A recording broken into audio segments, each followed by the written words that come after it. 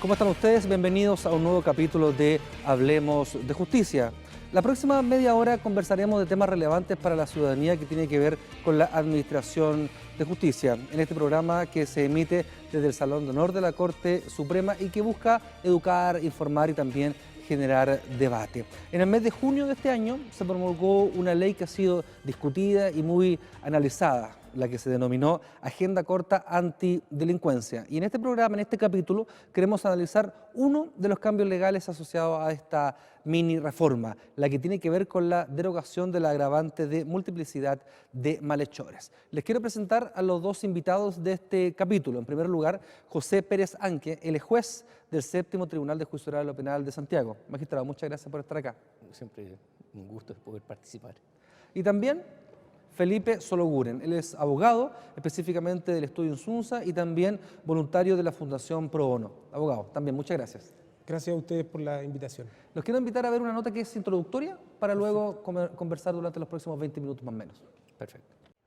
Previo a su derogación, la agravante multiplicidad de malhechores contenida en el artículo 456 bis número 3 del Código Penal era solicitada de forma recurrente por el Ministerio Público.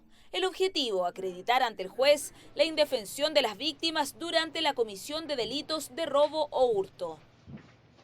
En junio de 2016, la promulgación de la denominada Agenda Corta Antidelincuencia eliminó esta agravante, lo que habilita a abogados defensores a presentar un recurso de nulidad para rebajar los años de condena de sus representados. Esta medida ha provocado un intenso debate tanto en la opinión pública como a nivel político y doctrinario. La ley tiene que ser favorecer a las personas que son honradas y no cometen delito. Pero los que cometen delito hay que castigarlos porque eso implica que se van a resistir a ver más delincuentes. Ay, es que no sé qué decirte, es que de verdad siento que el país está patas para arriba, ya no encuentro que tenga solución esto. No, porque ellos siguen delinquiendo. Entonces nosotros que somos los no delincuentes, los ciudadanos honrados, tenemos que andar escondiéndonos como los delincuentes. Está al revés la cosa, porque la justicia aquí está muy mala. Pese a las críticas, la decisión de los tribunales está amparada en los principios pro reo y de retroactividad de la ley, que obligan a reajustar las condenas si un agravante deja de tener existencia legal, conforme a lo establecido en el Código Penal y en la Constitución Política de la República. Por su parte, los impulsores de la recién promulgada Ley 20.931 descartan que exista un error en la agenda corta. Más bien hablan de interpretaciones erradas y falta de voluntad. Además de citar el artículo 12, número 11 del Código Penal, que amplía la gravedad cuando el delito es cometido con auxilio de gente armada que asegure la impunidad, se incorporó otra circunstancia que condene el acto de delinquir junto a una agrupación, pero que no alcance a ser considerada una asociación ilícita. Pero las dificultades que tendrá la Fiscalía para aprobar este tipo de agrupaciones es un elemento más que amplía la discusión. La justicia está patas para arriba, la gente va a volver a delinquir, bueno, todos los comentarios que uno ya está relativamente acostumbrado a escuchar cuando haya ciertos cambios legales. Queremos aterrizar un poquito la discusión y, magistrado, le quería preguntar a usted en primer lugar, ¿cuál específicamente es el cambio legal? ¿Qué había antes de la promulgación de esta reforma y qué es lo que existe hoy día y cómo lo aplican ustedes?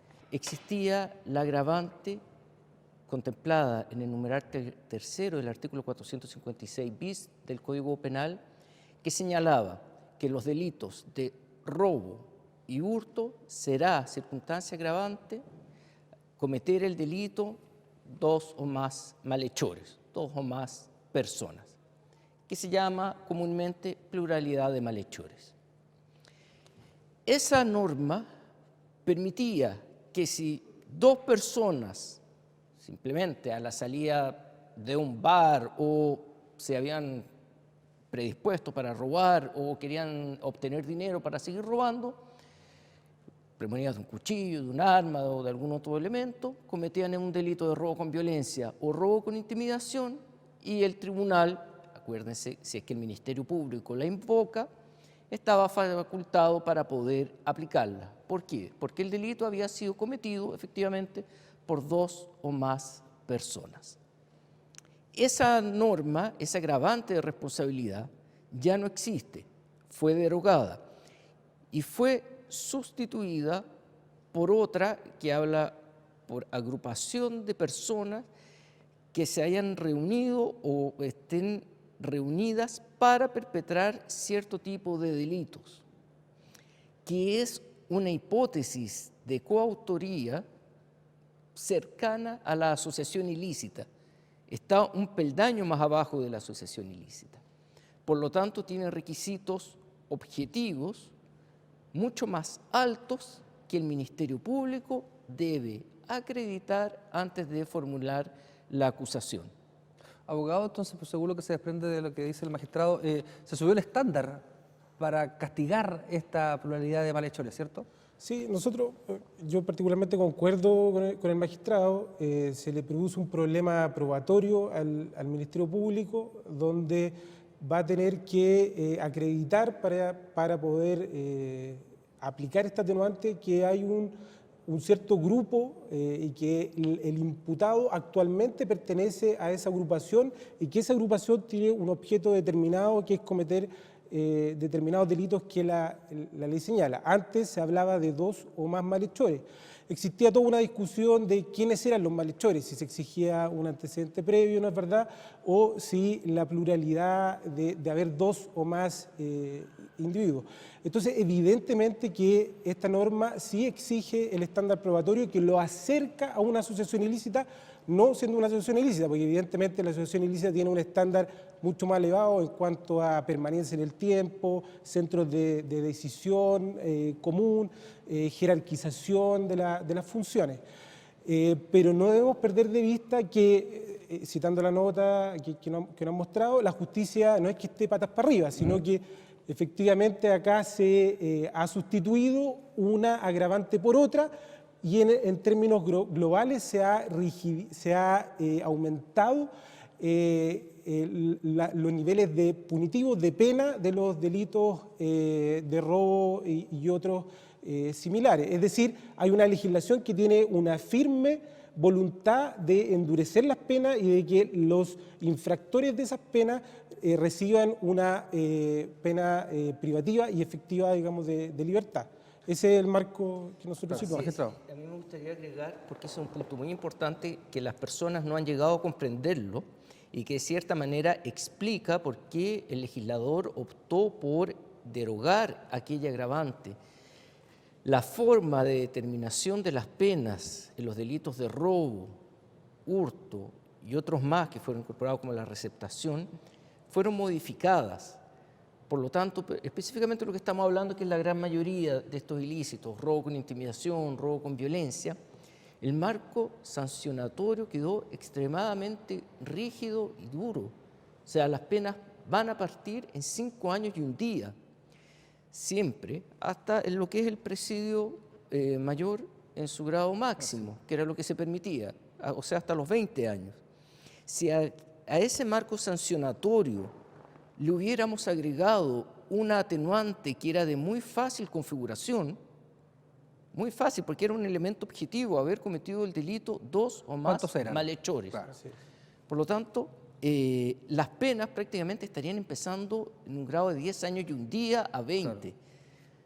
Entonces, ¿Y pre-reforma, cuándo comenzaba la pena de este tipo de delitos? no, la pena siempre ha sido el mismo rango sancionatorio, pero antes se aplicaban otras normas que ahora la ley, específicamente la ley 20.931, excluyó.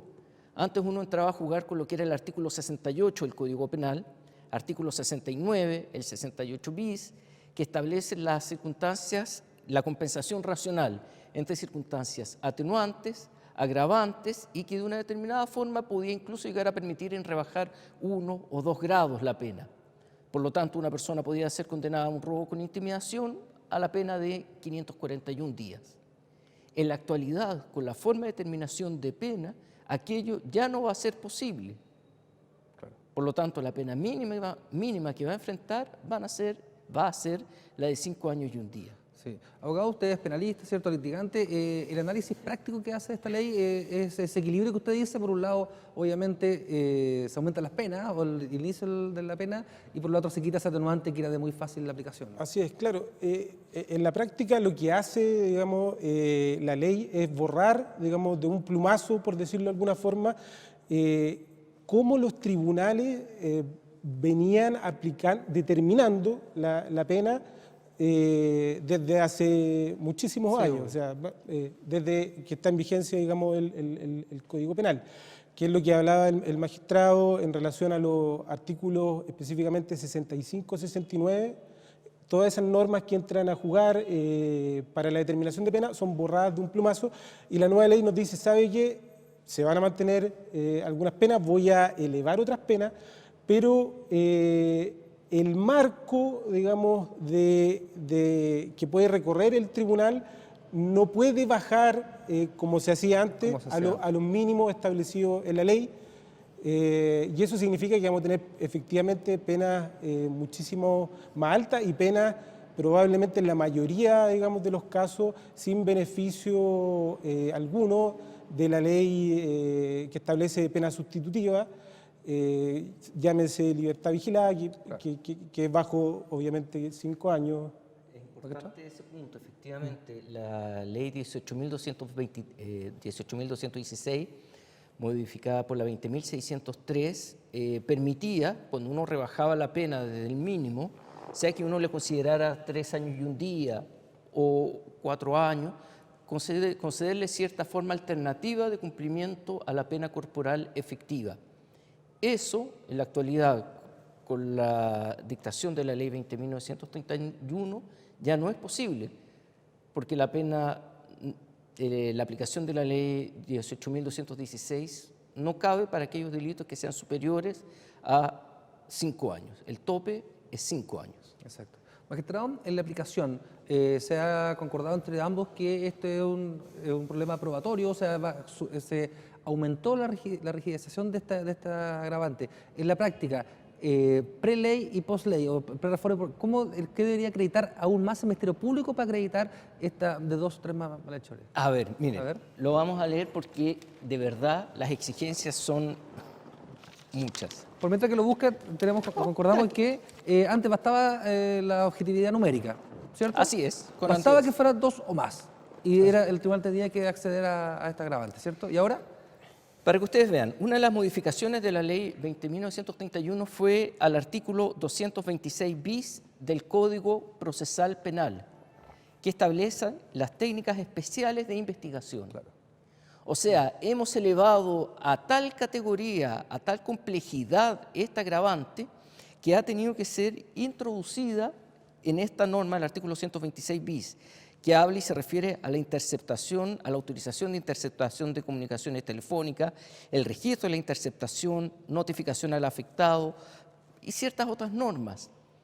O sea, es evidente, además, eso se condice con la exigencia que dice participar en una asociación ilícita o lo que nos viene, en una agrupación u organización conformada por 2 o más personas. Hasta ahí no habría problema. Claro. Y acá viene lo que es importante y que es la piedra de tope que dificulta su aplicación.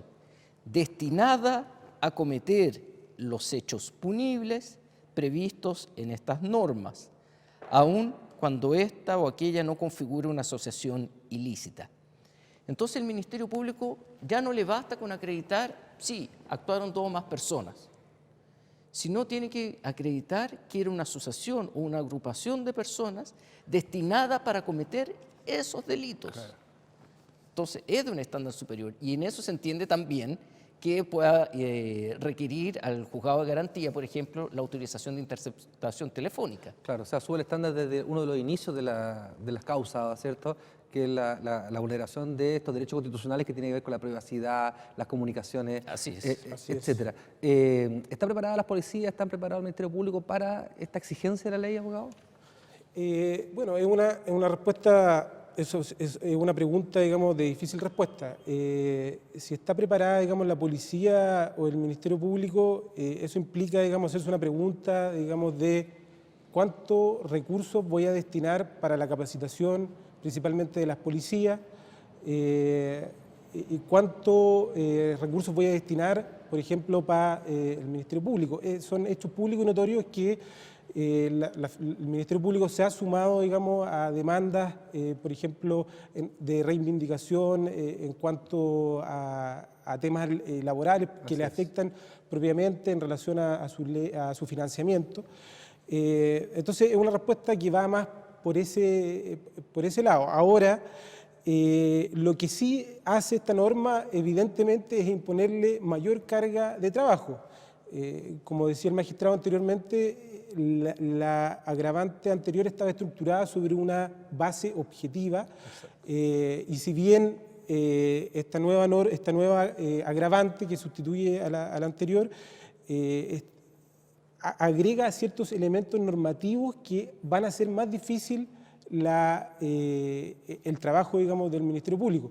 El Ministerio Público, cuando va a presentar la acusación y cuando va a invocar ese atenuante, ya en la carpeta de investigación tiene que tener elementos probatorios para acreditar ese agravante. Entonces, evidentemente que va a significar un trabajo mayor y una carga mayor sobre quien legalmente tiene que probar los acertos de la acusación. Evidentemente que a nuestro juicio sí existe una mayor carga probatoria de la cual el Ministerio Público va a tener que soportar. Exactamente. Lo quiero llevar a la práctica, al día a día. La discusión sobre esta modificación en particular no nació el día de la promulgación de la ley, nació semanas después, cuando la Corte de Apelaciones de San Miguel, ¿cierto?, accedió al requerimiento de uno de los abogados de un condenado. Magistrado, quiero que nos pueda explicar qué fenómeno es el que sucede en este aspecto y saber si es o no es retroactiva la aplicación, por ejemplo, de esta ley. A ver, en este caso es evidentemente una norma que tiene efecto retroactivo.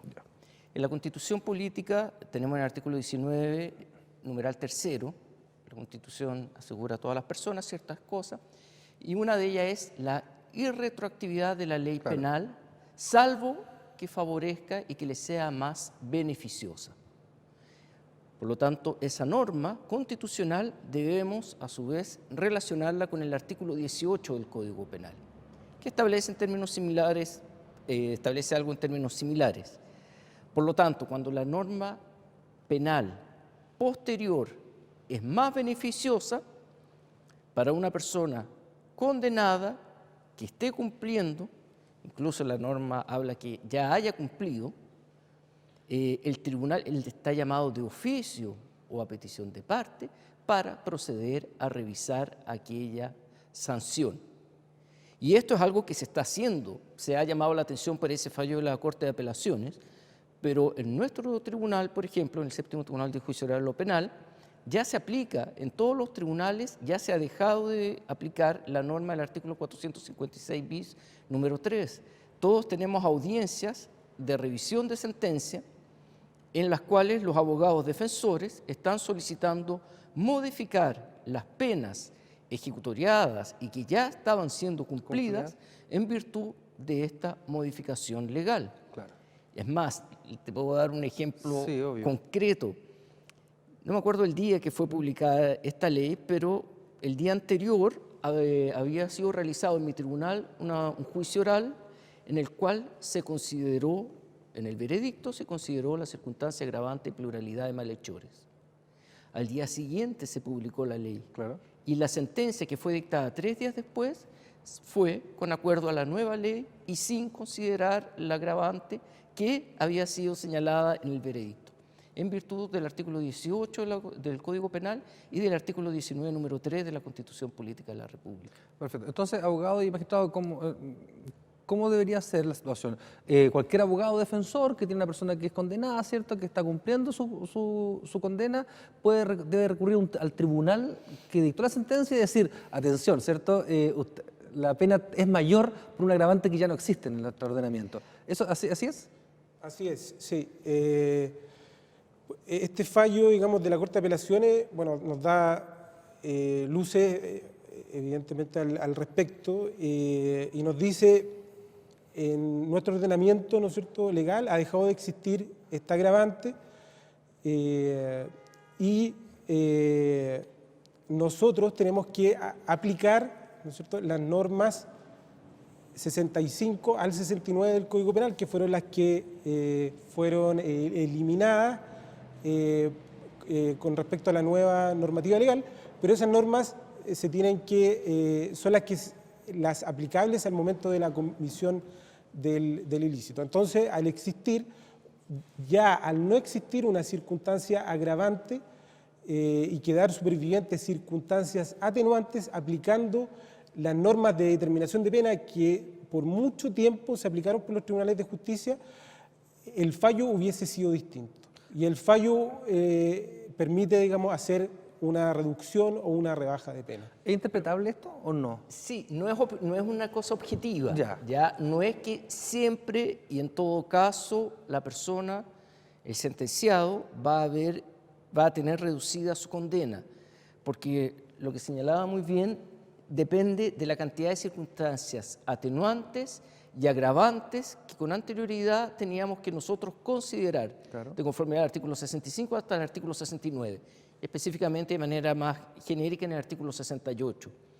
Por lo tanto, no necesariamente, aunque sí yo creo que en la gran cantidad, en la gran mayoría de casos, va a traer aparejada una reducción de pena, pero sí en muchos. Sí. Magistrado, ¿usted tiene que citar audiencia? ¿Usted tiene que actuar de oficio? ¿Cómo funciona este cambio? ¿Hay gente que se puede oponer, por ejemplo? A ver, ¿de qué forma? Si bien el Código Penal, el artículo 18, nos señala que incluso el tribunal de oficio puede hacerlo, los abogados defensores, básicamente la Defensoría Penal Pública también, y abogados particulares están solicitando en el respectivo tribunal que dictó la sentencia la revisión de la misma. Por lo tanto, uno fija una audiencia, notifica al Ministerio Público, al abogado comunicándole la fecha de la audiencia, se pide al sentenciado y se procede a escuchar a los intervinientes para saber cuál es la pretensión real, o sea, a qué punto quiere rebajar la condena y en base a qué fundamentos. Claro. Porque, como decía recién, no es objetivo, no es que per se va a tener siempre garantizada la reducción de condena. Perfecto. ¿Hay algún concepto que es un principio que no necesariamente puede entenderse bien de cara a lo que vimos en la nota introductoria, que es el principio pro reo? ¿Cierto? A grosso modo, ¿cómo deberíamos entenderlo esto, abogado? Claro, el principio, pro reo, tiene tal relevancia en nuestro ordenamiento jurídico que la norma que se ha citado acá, el 19 número 3, específicamente es una manifestación de este principio pro reo. El principio pro reo básicamente dice que en una interpretación de una ley se debe preferir aquella más favorable al acusado. Y eso es lo que se ha dado aplicación ante la existencia de una ley que deroga, ¿no es cierto?, un agravante. Al no existir este agravante y al haber ciertas circunstancias atenuantes, se puede dar una situación manifestada en una pena concreta que podría haber sido más baja de la que fue en su minuto al estar vigente el agravante. Detrás de este principio, a nuestro juicio, evidentemente que existe garantías constitucionales de la persona que está siendo sometida a la persecución penal del Estado. No debemos olvidar que estamos en sede de derecho penal, que es la expresión más enérgica que tiene el Estado para perseguir a un individuo. Exacto. Entonces deben haber ciertas cortapisas y ciertas garantías, no garantías mal entendidas en el sentido de que se va a beneficiar a los delincuentes como venga, sino que en la aplicación de determinados principios que le ponen una cortapisa al gigante poder estatal. El equilibrio entre las fuerzas, ¿cierto? Las fuerzas proporcionadas, finalmente. Exactamente. Sí. Para ir terminando en el último bloque de este programa, nosotros pescamos una cámara, un micrófono y salimos a la calle y le preguntamos a la ciudadanía qué requerimientos, qué consultas tiene asociadas a esta temática. Los quiero invitar a ver la primera pregunta ciudadana. Si se perfecciona la agenda corta, ¿puede volver a la cárcel una persona que fue beneficiada? Hablamos de un nuevo cambio, ¿cierto? Efectivamente. No puede. Hay un intervalo, suponiendo, por ejemplo, que el legislador ahora decidiera volver a reponer el agravante. Todos las personas, o sea, esa nueva modificación solamente empezaría a regir para aquellos delitos cometidos a partir del momento de su publicación en el diario oficial. Por lo tanto, a partir de ahí hacia adelante, pero hacia atrás, todas las personas tienen derecho a pedir la modificación de la sentencia. Por lo que hablamos recién, ¿no? Sí, claro. Por el En el principio fondo, la retroactividad Claro. de la ley penal está garantizada en nuestra Constitución, y retroactividad más bien de la ley penal está garantizada en nuestra Constitución y en los tratados internacionales vigentes y ratificados por Chile. Y solo se permite la retroactividad, pero cuando sea más beneficiosa para el imputado. Exacto. Los invito a ver la segunda pregunta. ¿Existe otra forma de aumentar la pena de quienes roban en grupo? Vamos a la discusión entonces del grupo, ¿cierto? Existe, por un lado, ya no está esta agravante, pero existe estas otras necesidades legales y de prueba. ¿Existe alguna otra forma de castigar el actuar no en solitario, magistrado, abogado? A ver, hay una agravante de actuar por un grupo y que dentro del grupo hayan personas armadas. Pero el problema es que esa circunstancia agravante roza con el tipo penal de robo con intimidación. Perfecto. Por lo tanto, ahí tenemos otra norma, que es el artículo 63 del Código Penal, que nos prohíbe considerar dos veces una determinada conducta. O sea, yo no puedo considerar haber actuado en un grupo y con cuchillo para cometer el robo con intimidación Y además para los castigo por robo con agravarle intimidación. Entonces, de verdad, yo llevo casi 18 años en el Poder Judicial y nunca he visto en la práctica la aplicación de esa circunstancia agravante. Perfecto. Sí, yo quisiera, digamos, también adelantarme un poco en el proceso, ya en la etapa cuando a un imputado por robo se le toma detenido, y ya con esta ley, digamos, es muy difícil que pueda optar a otra medida cautelar que no sea la de prisión preventiva. Pero de todos modos, es bueno dejar sentado que la ley, al momento, digamos, de determinar las medidas cautelares, introduce como factor de ponderación para el tribunal el actuar en grupo o pandilla, claro, para efectos, digamos, de determinar las medidas cautelares. Entonces, la verdad, digamos, es que si se aumenta o no se aumenta la pena, al final no adquiere mucha relevancia, en el sentido, digamos, de que la nueva legislación está yendo en una senda, digamos, que inequívocamente a los jueces los obliga de alguna determinada forma a adoptar penas que van a ser altas, efectivas por sí solas, más allá del juego de la atenuante y la agravante. Exactamente. Y los invito a ver la tercera y última pregunta ciudadana. ¿También se agrava la condena si solo un integrante del grupo comete el delito? Un integrante del grupo. ¿Quiénes son los integrantes de los grupos finalmente? Claro, ahí estamos yendo al meollo de la nueva agravante. O sea, si el Ministerio Público consigue acreditar que efectivamente esta persona hacía parte de una agrupación, organización que tenía por finalidad cometer esos ilícitos, además habla en plural, sí, pudiera ser que esa única persona sea condenada en la medida que se dé el presupuesto y que el Ministerio Público lo acredite. Es difícil, pero sí se puede dar.